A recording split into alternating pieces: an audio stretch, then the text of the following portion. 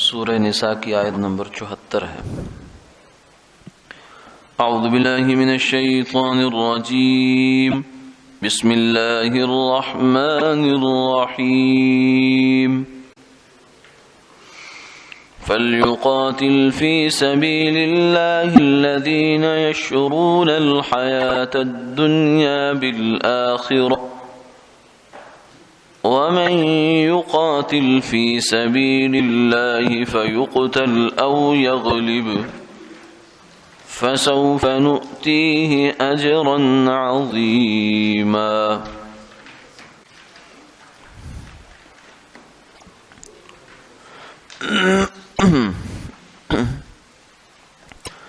وَمَا لَكُمْ لَا تُقَاتِلُونَ فِي سَبِيلِ اللَّهِ وَالْمُسْتَضْعَفِينَ مِنَ الرِّجَالِ وَالنِّسَاءِ وَالْوِلْدَانِ الَّذِينَ يَقُولُونَ رَبَّنَا أَخْرِجْنَا مِنْ هَذِهِ الْقَرْيَةِ الظَّالِمِ أَهْلُهَا وَاجْعَل لَّنَا مِن لَّدُنكَ وَلِيًّا وَاجْعَل لَّنَا مِن لَّدُنكَ نَصِيرًا۔ صدق اللہ العظیم۔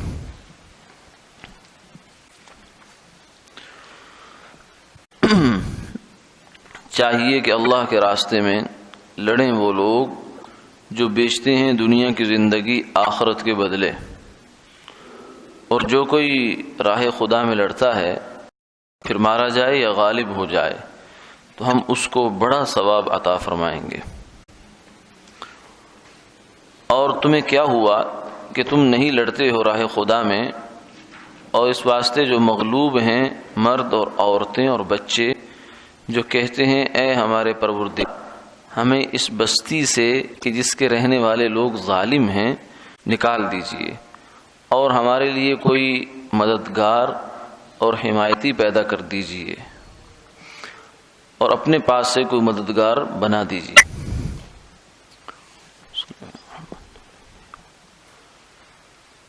گزشتہ آیات میں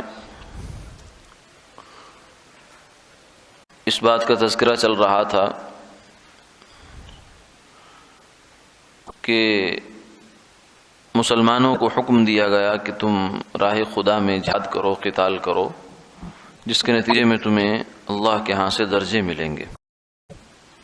تو آگے پھر یہ فرمایا کہ کچھ فقین لوگ جو اپنی جان بچانے کے لیے اور اپنی دل بچانے کے لیے اسلام کا لبادہ اوڑھا تو وہ اس حکم سے بہت زیادہ پریشان ہوتے ہیں۔ تو وہ جب مسلمانوں کو فتح ملتی ہے تو کہتے ہیں ہمیں بھی ان کے ساتھ ہونا چاہیے تھا، اور جب کوئی تنگی تکلیف پہنچتی ہے تو پھر کہتے ہیں شکر ہے ہم ساتھ نہیں تھے۔ تو یہاں سے آگے اللہ رب العزت حکم دے رہے ہیں کہ راہ خدا میں ان لوگوں کو جہاد کرنا چاہیے کہ جو اپنی جان کو بیچ ڈالتے ہیں، یعنی دنیا کو آخرت کے مقابلے میں بیچتے ہیں۔ جیسے ہم جب کوئی چیز خریدنے جاتے ہیں بازار میں تو ایک دستور ہے کہ آدمی کبھی بھی کوشش اس کی ہوتی ہے کہ بشرط صحت عقل وہ مہنگی چیز دے کر سستی چیز نہیں خریدتا۔ عام طور سے عمومی ضابطہ یہی ہے کہ آدمی اچھی چیز دے کر بری چیز نہیں لیتا، بلکہ کمتر چیز دے کر اپنے خیال میں اچھی چیز دے رہا ہوتا ہے جو اس کی ضرورت ہے۔ اچھی سے مراد جو اس کو فائدہ مند ہو جائے، جیسے اس کو ضرورت ہے، ابھی بھوک لگ رہی ہے، اس کی جیب میں روپے پیسے ہیں، لیکن ان روپوں پیسوں سے اس کی بھوک مٹ نہیں سکتی، تو وہ جائے گا اور جا کر کھانا خریدے گا، روٹی خریدے گا، یہ پیسے اس کو دے گا اور کھانا لے لے گا۔ اس وقت اس بندے کے لیے کھانا قیمتی ہے پیسوں کی نسبت، اس لیے اس نے پیسوں کو، روپوں کو اپنے پاس سے جدا کر دیا اور وہ چیز حاصل کر لی۔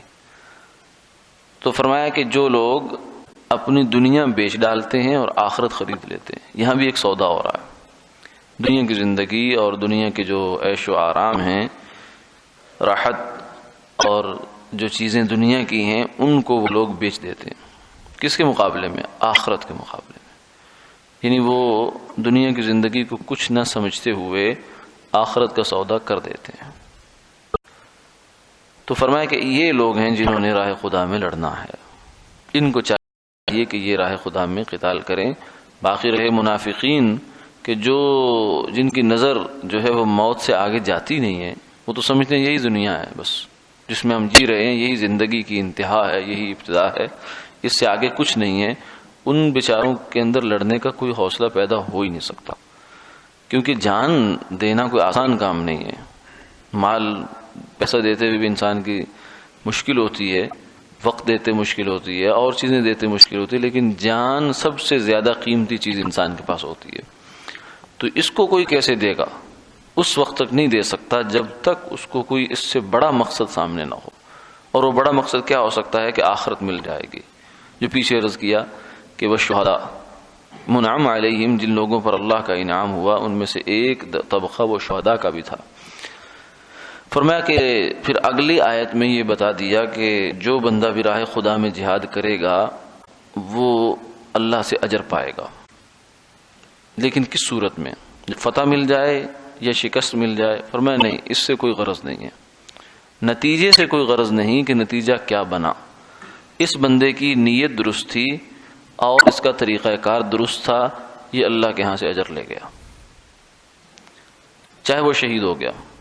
یعنی راہ خدا میں قتال کے لیے، جہاد کے لیے مسلمان گئے اور مقصد بھی درست ہے، طریقہ بھی درست ہے، اور اس کے باوجود شکست ہو گئی، تو یہ شکست ان کے اجر کو ختم نہیں کرتی، یہ اجر ان کو اللہ کے یہاں سے مل جائے گا۔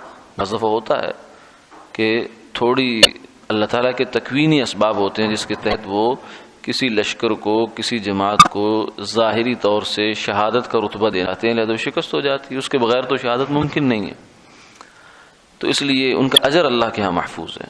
فیقتل او یغلب، چاہے وہ شہید ہو جائیں یا یہ دشمنوں پر غالب آ جائیں، دونوں صورتوں میں فسوف نؤتیہ اجرا عظیما، ہماری جانب سے انہیں بہت بڑا اجر ملے گا۔ اسی لیے کہا گیا شہادت ہے مطلوب و مقصود مومن، نہ مال غنیمت نہ کشور کشائی، کہ مسلمان جو راہ خدا میں تلوار لے کے اترتا ہے میدان میں تو وہ مال غنیمت حاصل کرنے کے لیے نہیں جاتا، نہ ہی وہ ملک گیری کے لیے جاتا ہے کہ ملک ہماری سلطنت کی جو حدود ہیں وہ وسیع ہو جائیں گی، ہمارا ملک بڑا ہو جائے گا، اس کے لیے نہیں جاتا۔ وہ تو اللہ کے دین کی سربلندی کا مقصد لے کے جاتا ہے، اور وہ ایسا کام کرتا ہے کہ جس میں ہار ہے ہی نہیں، جیت ہی جیت ہے۔ یہ ایسا کھیل کھیلتا ہے وہ، اور ایسا سودا کرتا ہے کہ جس میں خسارہ سرے سے ہے ہی نہیں۔ کیوں؟ اس لیے کہ دو حال سے کوئی بھی خالی نہیں ہے، یا تو یہ بندہ جو قتال کے لیے گیا ہے، لڑنے کے لیے گیا، یہ غالب آئے گا یا مغلوب ہو جائے گا، یا دشمن پر فتح پا لے گا یا خود مفتوح ہو جائے گا، شہادت پائے گا۔ تو دونوں صورتوں میں فرض کا کام تو بن گیا۔ فسوف نؤتیہ اجرا عظیما۔ اسی سے ہمیں ایک دو باتیں جو ہیں وہ ذہن میں واضح کر لینی چاہیے۔ تو یہ ہے کہ کسی بھی جنگ اور کسی بھی جہاد کا جو تاریخ اسلام میں ہوئے ہیں ان کے بارے میں شکست سے ان لوگوں کے بارے میں کوئی رائے قائم کرنا منفی، یہ درست نہیں ہے۔ یعنی اگر کوئی لشکر ایسا ہوا ہے، چاہے صحابہ کے زمانے کی بات ہو یا کسی اور زمانے میں بعد میں کوئی ہوا ہو، وہ لشکر ٹھیک ہے، امیر اس کا درست ہے، اس کا طریقہ کار درست تھا، نیت ان کی تھی، یہ دو چیزیں ان کی ضروری ہیں، اور اس کے باوجود شکست کھا گئے، کسی بھی وجہ سے شکست ہو سکتی ہے۔ تو اس سے ہم یہ نہیں کہہ سکتے کہ یہ لوگ ناکام ہوئے۔ کچھ لوگ اس طرح کی بات کہہ دیا کرتے نہیں، یہ بات کہنا بے احتیاطی بھی ہے اور قرآن پاک کی اس آیت کے بالکل خلاف بات بھی ہے کہ مسلمان کی کامیابی کا مدار ظاہری فتح پر نہیں۔ ہاں اگر ظاہری فتح بھی مل جائے تو یہ ڈبل چیز ہے، اللہ تعالیٰ کی جانب سے دوہرا انعام ہے کہ اس کو میدان جہاد میں جانے کا اجر بھی ملا اور اللہ نے دنیا میں اس کو غلبہ بھی دے دیا۔ کیوں؟ اس لیے کہ غلبے کا جو وعدہ ہے وہ صرف انبیاء علیہ السلام اور ان میں سے بھی خاص لوگوں کے ساتھ ہے۔ اولو العزم پیغمبر یا خاص پیغمبروں کے ساتھ اللہ کی جانب سے وعدہ ہوتا ہے، ورنہ عام لوگوں کے ساتھ غلبے کا، ظاہری غلبے کا وعدہ نہیں ہے کہ تمہیں ضرور غلبہ ملے گا۔ ان کے ساتھ یہ وعدہ ہے فسوف نؤتیہ اجرا عظیما، کہ تمہیں اجر ملے گا انشاءاللہ۔ اگر تم اخلاص کے ساتھ گئے اور صحیح طریقے سے کام کیا تو اجر تمہارا ضائع نہیں کریں گے. ان اللہ لا یضیع اجر المحسنین. اخلاص کے ساتھ صحیح طریقے پر محنت کرنے والوں کے اجر کو اللہ ضائع نہیں فرماتے. جبکہ غلبہ جو ظاہری ہے وہ صرف انبیاء علیہ السلام، پھر بھی خاص نبیوں کے ساتھ، سب نبیوں کے ساتھ بھی وہ وعدہ نہیں ہے. تو اس لیے کسی کے داعی کے اور کسی مجاہد کے مغلوب ہو جانے اور ظاہراً دنیا میں نتیجہ نہ پانے سے یہ استدلال کرنا کہ یہ اس کے اندر کوئی کمی تھی، کوئی خرابی تھی، اس لیے اس کو شکست ہوئی، یہ درست نہیں ہے. اس لیے کہ شکست جو ہے اللہ تعالیٰ بعض دفعہ تکوینی طور پر کسی کو شہادت کا مقام دینے کے لیے دے دیتے ہیں، اور مسلمان کی کامیابی شکست اور فتح میں نہیں ہے، اس کی کامیابی اس کے عمل کے اخلاص اور طریقہ کار میں ہے. جب اس نے کر لیا فسوف نؤتیہ اجرا عظیما، وہ اللہ کے اجر کا مستحق ہو گیا، وہ کامیاب ہو گیا، سرخرو ہو گیا. اور کیونکہ مسلمان کی کامیابی دنیا کی کامیابی ہے ہی نہیں، دنیا تو عارضی ہے، ضرورت ہے. مسلمان کی اصل کامیابی تو قبر سے آگے سے شروع ہوتی ہے. اور وہ جو بندہ گیا ہے راہ خدا میں قتل ہو گیا، شہید ہو گیا، وہ اس لحاظ سے کامیاب ہے. دنیا کے اعتبار سے، کافروں کے اعتبار سے ہو سکتا ہے وہ ناکام ہو، لیکن مسلمان کے اعتبار سے وہ ناکام نہیں ہے. ایک بات تو یہ ہوئی. دوسری بات یہ ہے کہ دین کا کوئی بھی کام ہو، دعوت کا کام ہو یا تزکیے کا کام ہو، تربیت کا کام ہو، اور بھی شعبوں میں جو کام محنت انسان بعض دفعہ کرتا ہے، تو کئی دفعہ اس کا ظاہری نتیجہ نہیں نکلتا. تو اس سے انسان کو مایوس نہیں ہونا چاہیے اور اپنے کام کے بارے میں کوئی منفی رائے قائم نہیں کرنی چاہیے. شیطان جو ہے یہ بہت ظالم ہے اور بہت باریک بینی کے ساتھ انسان کو گمراہ کرنے کی کوشش کرتا ہے. وہ جب کسی دینی محنت کا نتیجہ نہیں نکلتا، نتیجے سے مراد یہ ہوتی ہے کہ جو اس نے سوچ رکھا ہے، مثلا میں یہ کام کروں گا تو 50 بندے نمازی بن جائیں گے. اب 50 تو کیا 5 بندے بھی نہیں بنے، تو اب یہ اس کو کہتا ہے کہ تیری محنت تو قبول نہیں ہے، اس لیے اب اس کو چھوڑ دے، کسی اور کام میں لگ، کسی اور دھندے میں لگ جا، اس کام میں اپنا وقت ضائع نہ کر. تو یہ نتیجہ پہلے دکھاتا ہے، دکھنے کے بعد جب وہ نتیجہ وجود میں نہیں آتا تو پھر اس کو واپس پلٹانے کی کوشش کرتا ہے تاکہ اس سے نکل جائے. تو مسلمان جو ہے وہ اپنے کام میں نتیجے کا ذمہ دار نہیں ہے، چاہے وہ جہاد کا میدان ہو یا دعوت کا میدان ہو یا دین کی کسی بھی محنت اور کوشش کا میدان ہو، وہ نتیجے کا ذمہ دار نہیں. نتیجہ اللہ نے اس کے سامنے، اس کے ہاتھ میں رکھا نہیں ہے، وہ اپنے ہاتھ میں رکھا ہے. وہ ذمہ دار ہے صرف محنت کا.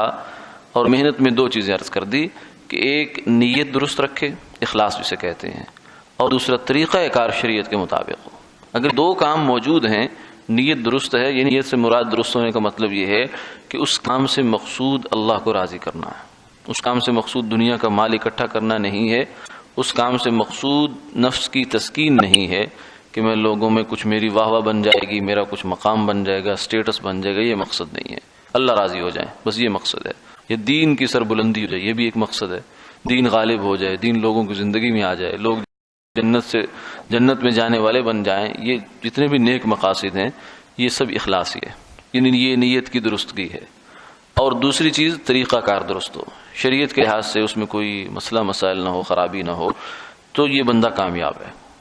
اس نے بھی محنت کی ہے. ان اللہ لا یضیع اجر المحسنین، فرمایا کہ ہم محسنین کا، احسان کرنے والوں کا اجر ضائع نہیں فرماتے. احسان سے مراد یہاں یہ ہے کہ اخلاص کے ساتھ صحیح طریقے پر، صحیح رخ پر محنت کرنے والوں کے اجر کو اللہ ضائع نہیں فرماتے. تو یہ اپنے نتیجے کے جو شمار ہے، کاؤنٹنگ ہے، اس میں انسان کو نہیں پڑنا چاہیے، بلکہ اپنی محنت اور اپنی نیت کے رخ کی درستگی رکھنی چاہیے. جب یہ موجود ہے تو انشاءاللہ وہ کامیاب. جب جان دینے والا کامیاب ہے تو پھر باقی کا بطریقہ والا کامیاب ہے. تو اس لیے اس چیز کو سامنے رکھنا چاہیے، دینی کاموں میں بھی، دنیاوی کاموں میں بھی، اور بلکہ ہر انسان کے ساتھ یہ وابستہ ہے. یہ صرف کسی تحریک یا کسی خاص منظم مجموعے کے ساتھ بات نہیں ہے، بلکہ آپ کی اپنی زندگی میں بھی ایسا ہے. آپ اپنے اولاد کو کہتے ہیں کہ نماز پڑھو بیٹا، صحیح طریقے سے، اخلاص کے ساتھ، ہمدردی کے ساتھ، اور ان کو ترغیب دیتے ہیں نماز پڑھنے کی، لیکن وہ نماز پر نہیں آتے. تو آپ اس امر بالمعروف کو ترک مت کریں اس خیال سے کہ مجھے تو اس کا کوئی نتیجہ نظر نہیں آتا، کوئی فائدہ نظر نہیں آتا. فائدہ نظر آئے یا نہ آئے، انسان اپنی محنت کا، اپنے کام کا ذمہ دار ہے. جو تیرے بس میں تھا وہ تو کر، اور جو اللہ کا کام ہے اس کو اللہ پر چھوڑ دے. یہ نتیجے کو اپنے سامنے لانا یا اس کو مقصود بنانا، یہ اللہ کے کام میں دخل اندازی کرنا ہے، اور اللہ کو بھی پسند نہیں ہے، اور انسان اس سے نقصان کا شکار ہو جاتا ہے. وآخر دعوانا الحمدللہ رب العالمین.